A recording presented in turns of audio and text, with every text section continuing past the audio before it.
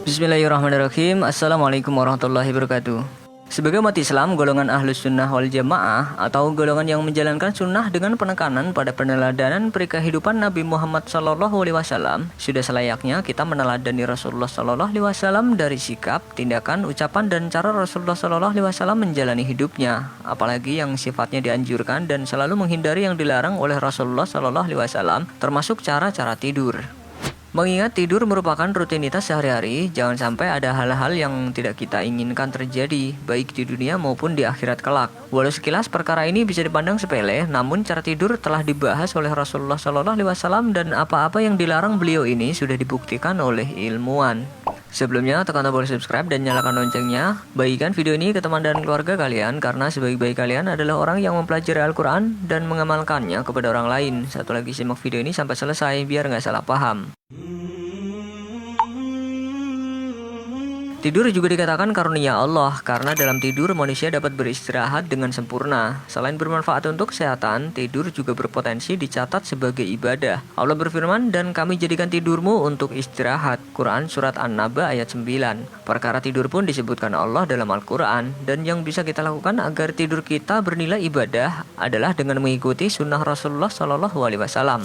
Jika kita biasanya memilih tidur di kasur tebal, empuk dan nyaman, namun tidak begitu dengan Rasulullah SAW. Ketika Hafsah ditanya tentang alas tidur Rasulullah SAW, dia menjawab, "Kain wol kasar yang kami lipat dua. Suatu malam terbesit di benakku untuk melipatnya menjadi 4. Ternyata pagi harinya beliau bertanya, 'Apa yang kau jadikan alas tidurku tadi malam?' Aku jawab, 'Itu adalah alas tidurmu. Hanya saja tadi malam aku lipat menjadi 4. Aku pikir itu akan lebih nyaman untukmu.' Sekonyong-konyong beliau SAW bersabda, 'Kembalikan lagi ke keadaan semula atau dilipat menjadi 2.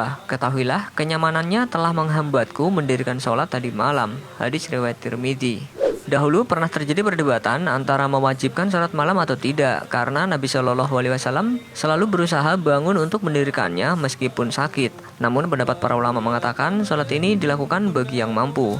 Bagi kita yang sulit sekali bangun untuk sholat malam karena tidur terlalu nyaman, kita bisa tetap mendapatkan pahala sholat malam walaupun kita tidak melakukannya. Caranya dengan niatkan tidur untuk bangun sholat tahajud. Seperti disebutkan dalam hadis, barang siapa beranjak tidur dengan niat untuk bangun dan sholat malam, namun kantuk mengalahkannya hingga tiba pagi, maka akan ditulis baginya apa yang dia niatkan dan tidurnya dihitung menjadi sedekah dari Robnya. Hadis riwayat Ibnu Majah. Hadis ini menjelaskan meski belum mampu menghidupkan sepertiga malam, tapi selama sudah bertekad untuk melaksanakannya, insya Allah sudah dicatat sebagai amal kebaikan. Alhamdulillah. Mengamalkan sunnah-sunnah Nabi dalam masalah tidur menunjukkan kecintaan kita kepada Nabi, dan ternyata para peneliti pun menemukan manfaat yang mendukung cara tidur yang seperti berikut ini. Rasulullah SAW suka mengakhirkan sholat isya, membenci tidur sebelumnya, dan membenci berbincang-bincang setelahnya. Hadis riwayat Ibnu Majah. Beliau SAW tidur di awal malam dan bangun untuk sholat di akhir malam dan sholat. Lalu beliau kembali ke tempat tidurnya. Hadis riwayat Bukhari. Ternyata tidur di awal malam memiliki manfaat yang sangat luar biasa, seperti jantung lebih sehat, imun menjadi kuat menangkal penyakit, berat badan stabil dan semakin cerdas. Dengan tidur di awal malam tentu saja membuat kita tidak malas untuk bangun di sepertiga malam. Rasulullah SAW jika hendak tidur, beliau meletakkan telapak tangannya yang kanan di bawah pipi kanannya dan beliau berpuasa hari Senin dan Kamis. Hadis riwayat An-Nasai. Apabila Rasulullah SAW hendak tidur, maka beliau berbaring ke sebelah kanan. Hadis riwayat Bukhari. Dalam sebuah penelitian, ilmuwan Dr. Michael Niedergard mengungkap bahwa posisi tidur miring ke kanan bisa mencegah risiko penyakit Alzheimer dan penyakit neurologis lainnya. Tidur pada miring kanan lebih efektif menghilangkan penumpukan racun di otak. Ibnul Qayyim berkata, tidur berbaring pada sisi kanan dianjurkan dalam Islam agar seseorang tidak kesusahan untuk bangun sholat malam. Tidur pada sisi kanan lebih bermanfaat pada jantung, sedangkan tidur pada sisi kiri berguna bagi badan, namun akan membuat seseorang semakin malas. Kesimpulannya, Rasulullah SAW menganjurkan untuk tidak kebanyakan tidur di malam hari dengan cara segera tidur selepas Isya agar mudah bangun untuk sholat malam. Kemudian jika berbaring, hendaknya mendahulukan posisi menghadap ke sebelah kanan. Rasulullah SAW tidak pernah tidur melebihi kebutuhan, namun tidak pula menahan diri untuk tidur sekadar yang dibutuhkan. Rasulullah Shallallahu Alaihi Wasallam bersabda, ibunya Sulaiman bin Daud berkata kepada Sulaiman, wahai anakku, janganlah memperbanyak tidur di malam hari. Sesungguhnya banyak tidur di malam hari akan menjadikan seorang laki-laki fakir pada hari kiamat. Hadis riwayat Ibnu Majah. Para ahli menyebutkan bahwa kebanyakan tidur menandakan gangguan mental. Durasi tidur yang ideal adalah 7-9 jam untuk orang dewasa. Tapi ada juga pakar tidur yang menyebutkan 6-7 jam sebenarnya juga cukup dan menyehatkan. Selanjutnya yang membuat ngeri, sebuah penelitian baru yang diterbitkan dalam European Heart Journal menunjukkan tidur terlalu lama memiliki resiko tinggi mati lebih cepat. Rasulullah Shallallahu Alaihi Wasallam biasanya akan diam atau membiarkan ketika melihat sahabatnya yang melakukan sesuatu yang masih diperbolehkan. Tetapi ketika beliau Shallallahu Alaihi Wasallam telah melarang, artinya ada sesuatu yang salah dari apa yang dilakukan sahabatnya itu. Dari Yasi bin Tikfah Al-Ghifari radhiyallahu anhu, katanya, ayahku berkata, pada suatu ketika saya berbaring dalam masjid atas perutku.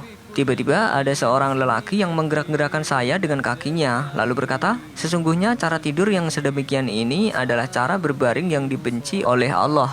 Ayahku berkata, kemudian saya melihat orang itu, tiba-tiba ia adalah Rasulullah Shallallahu Alaihi Wasallam.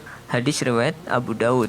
Disebutkan juga dalam Sunan Ibnu Majah, Nabi Shallallahu Alaihi Wasallam pernah melewatiku yang sedang berbaring di atas perutku atau tidur telungkup. Maka beliau mendorongku dengan kakinya sambil bersabda, ini adalah cara berbaringnya penghuni neraka. Hadis riwayat Ibnu Majah. Lebih lengkap dalam Musnad Ahmad. Dari Ibnu Tifah Al-Ghifari berkata, telah mengabarkan kepadaku, bapakku, dia pernah mendatangi Rasulullah Shallallahu Alaihi Wasallam bersama beberapa orang. Dia berkata, lalu kami menginap di tempat beliau. Rasulullah Shallallahu Alaihi Wasallam keluar pada malam hari memeriksa tamu-tamunya yang setengah tidur. Ternyata dia tengkurap pada wajahnya. Beliau menyentuhnya dengan kaki beliau, membangunkannya dan bersabda, ini adalah cara berbaring penduduk neraka. Hadis riwayat Ahmad. Tidur tengkurap tentunya bisa mendatangkan bahaya bagi diri kita, seperti nyeri tulang belakang, nyeri dan kaku pada leher, perut tidak nyaman, dan gangguan pernafasan. Selain itu, dalam sebuah penelitian di Sweden University yang melibatkan 670 orang dewasa, salah satu temuan yang menonjol dalam penelitian ini adalah mimpi-mimpi bernuansa erotis lebih sering muncul pada partisipan yang lebih sering tidur tengkurap. Tekanan di area genital pada posisi ini cenderung lebih besar sehingga otak menerima sensasi seksual yang akan merangsang otak untuk memimpikan hal-hal yang berbau erotis dan berhubungan dengan seksualitas. Tentunya larangan tidur seperti ini bisa dimaklumi kalau ada urusan yang mendesak, misalnya seperti saat sedang sakit yang mengharuskan untuk tidur tengkurap, atau tidur tengkurap itu lebih bermanfaat bagi dirinya. Seperti misalnya saat pasien COVID-19 dipasangi ventilator, ternyata posisi tengkurap selama beberapa jam bisa membantu menyelamatkan nyawa pasien virus corona. Namun teknik ini juga ada resikonya. Mengubah posisi pasien juga dapat memiliki serangkaian komplikasi. Obesitas juga salah satu kekhawatiran terbesarnya, serta peningkatan resiko serangan jantung dan kadang-kadang dapat menyebabkan penyumbatan saluran udara. Rasulullah Shallallahu Alaihi Wasallam juga melarang kita tidur dengan posisi sebagian tubuh terkena matahari dan sebagiannya lagi tidak. Dari Abi Hurairah radhiyallahu anhu, ia berkata, Rasulullah Shallallahu Alaihi Wasallam bersabda, jika salah seorang dari kalian terkena terik matahari, Makhlad menyebutkan di bawah bayangan yang teduh, lalu bayangan itu berlalu hingga sebagian tubuhnya terkena terik matahari dan sebagian tidak, maka hendaklah ia berdiri atau pindah. Hadis riwayat Abu Daud. Tidak dijelaskan mengapa cara tidur tengkurap adalah posisi tidur penghuni neraka. Apakah ini ciri-ciri ahli neraka atau ketika di neraka disiksa dengan cara seperti itu? Mengingat ini juga tertulis dalam surat Al-Qamar. Ingatlah pada hari mereka diseret ke neraka atas muka mereka. Dikatakan kepada mereka, rasakanlah sentuhan api neraka. Quran surat Al-Qamar ayat 48.